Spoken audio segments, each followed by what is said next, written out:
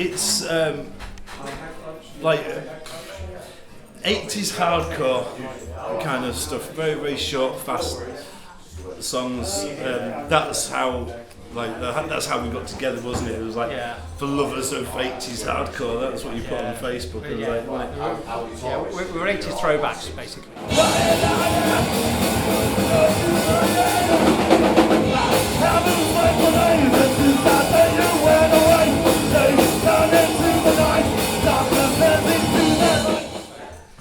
We basically listened to all those classic bands like Negative Approach, 7 Seconds, Jerry's Kids, all that sort of stuff really. So it's sort of like just Black Flag. Yeah, just like, you know, that simplicity, which I think, you know, obviously hardcore's evolved with awful lots of sound, but we just really love that simplicity. The simplicity, the rawness of it, and that immediate sort of like aggressive sort of.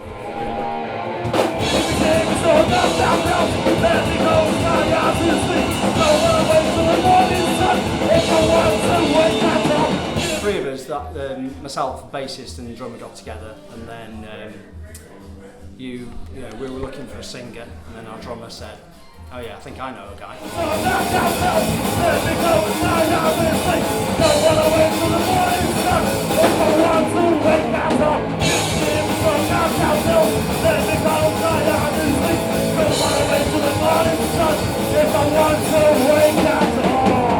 And you were actually a bass player, weren't you? Yeah. When I first found out that Bart was playing drums for you lot, I'd messaged him and I said, "I want to play bass for you," and he was like, "Yeah, these guys are pretty tight, they're best friends, you know, but I'll put in a good word." And then, you know, next thing I know, you were after a singer, it's like, fucking going for this as well then.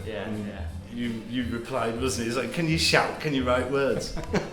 What words do you write? Not very many. You don't need many for a minute of song, do you?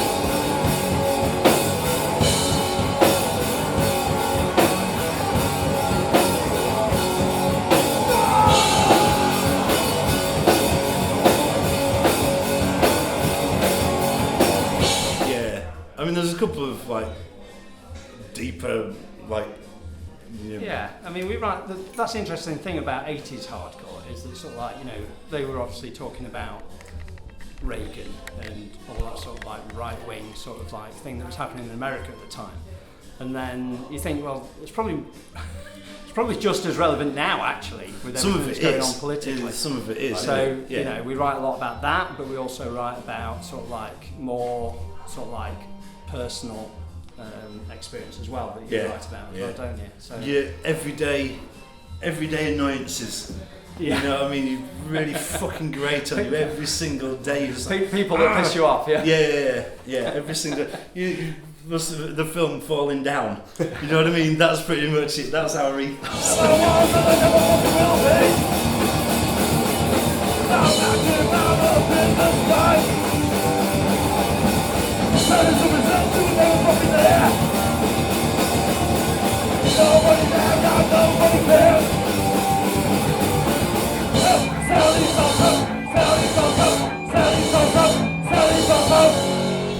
It's just a release, isn't it? Really? It's a good release. Yeah, it's a good release. You know, I mean, we basically, I mean, we tend to. You'll see it tonight, actually. So we basically do a 30-minute song, so we don't stop between songs really.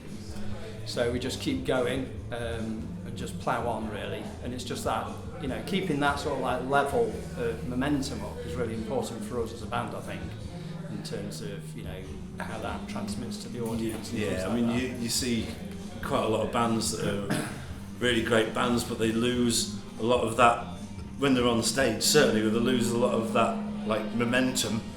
They'll play a great song, but then they'll stop. Do you know what I mean? You've got all that fucking talking in between, and it's like, and there's nothing wrong with that really, but it's just not what we do. We didn't want that.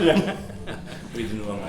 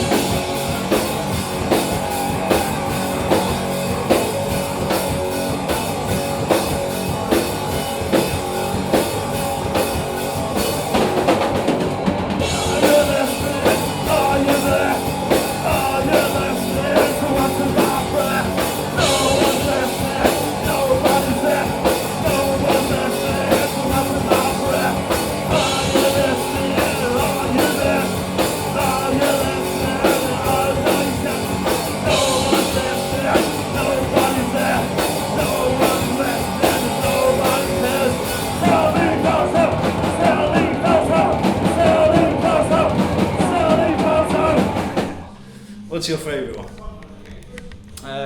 Well, there's quite a few really, but Freeloader, which is one we start with, which is basically about people taking the piss. What else have we got? One of my favourites is Thrashmaster, and that's not even it's still pissed off, but he's pissed off with the run-of-the-mill like pop music manufactured shit that goes on. You know. So I mean, there's a lot of we call shreds, which has connotations to skateboarding culture and stuff like that. So Jim, more than anybody else in the band, is a skateboarder, and we bring that into the show as well. So it's it's not uncommon for you to be skating during the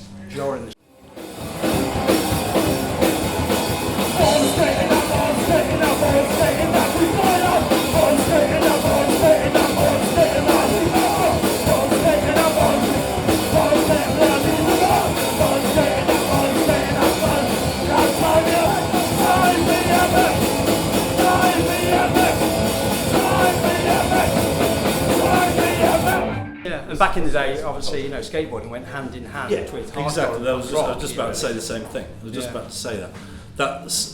That's how I got into the whole the punk and the hardcore scene, was through skating.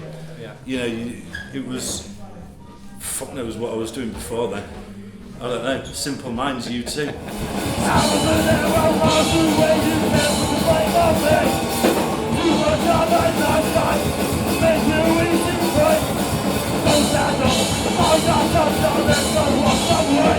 Some kind of shit like that. But that's what it was. As soon as I started skating, and it was in the back end of the 80s when I started, and you've still got, you've got the thrash bands that are still going and stuff like that, and there was still but because of the delay from the States coming over to the UK, by the time I started, we were getting like the early 80s videos and the early 80s music coming through. So that was when I found it then. It was like, oh yeah, here we are. This is it. Even now, sort of like, what's the best way to get rid of your fucking aggression if you're not playing a show? You put on a Minor Threat record and you go out for a skate. You don't have to do much. You're just like, I feel better.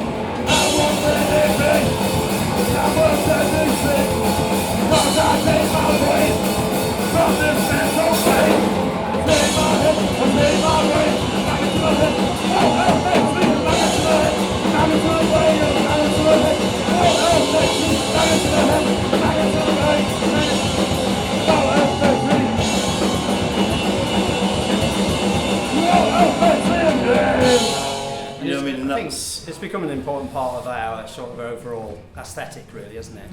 Yeah. And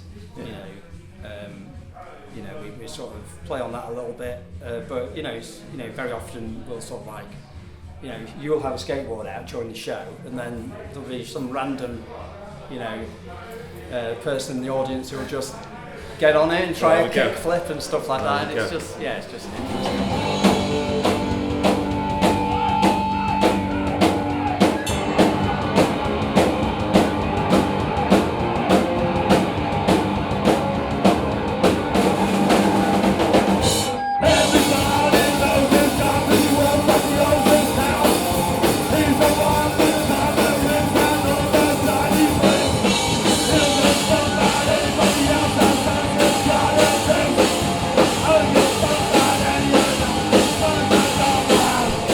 that's an important point, really, because we obviously play, but being a band, particularly in the DIY scene, it's not.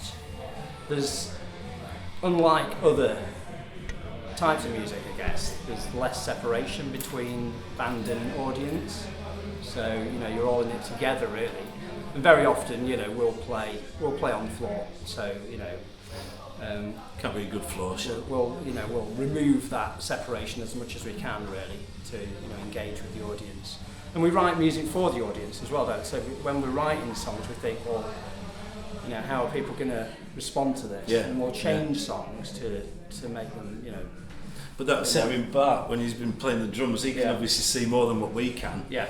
So we've written a song, we'll play it a few times live, and he's turned around and he says, can we change this? Can we do this with it? Because I've seen the audience get bored at that point. Yeah. You know what I mean? It's like, because he can see the audience a lot better than what we do.